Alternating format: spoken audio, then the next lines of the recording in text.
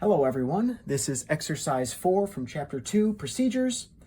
To draw an angle and draw a separate ray, produce a copy of the given angle having the given ray as one of its sides. So this one might be a little bit trickier, but we'll go through it together slowly. So first we'll draw an angle and a separate ray. So I'll begin by drawing my angle down here.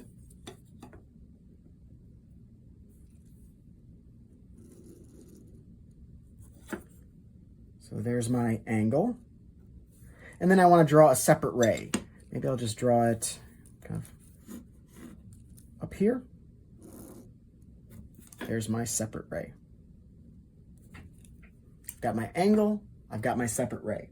And I'd like to produce a copy of the given angle, having the given ray as one of its sides. So the procedure is as follows. Let the vertex of the given angle be called A. So I will label the given vertex as A. With center A, produce a circular arc intersecting the two sides of the angle in points B and C. So I will take my compass and I will put the pin right at A. It's already, let's see, maybe let me make it a little bit bigger. It's already about the right size. I'll lock it. And all I need to do is make sure that I've got an arc that intersects the ray in 2 points.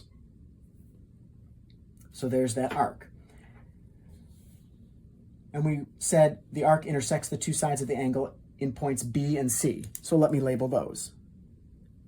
I'll call this point B, and I'll call this point C. Let D be the point from which the separate ray emanates. So that's up here. There's point D. So we've labeled D now. With center D, make a circle with radius AB. Let's see, I need to do center D, and the radius needs to be AB. Well, how do I do that? Well, I have to copy the radius from here. So remember, you can always set your compass to be the same length as the length between two given points. And actually, we never changed the compass length, so it's already perfect. It's already exactly length AB. So now, with center D, I want to make a circle with radius AB. So it's already radius AB. I just need to produce this circle here. So there is my circle with radius AB. This circle cuts the ray in a point E so that segment DE is the same as segment AB. This circle cuts the ray at a point. There's that point. And they said to call it E so that the length from DE is the same as the length from AB. Oh, of course, yes, because we made our radius of this circle exactly length AB.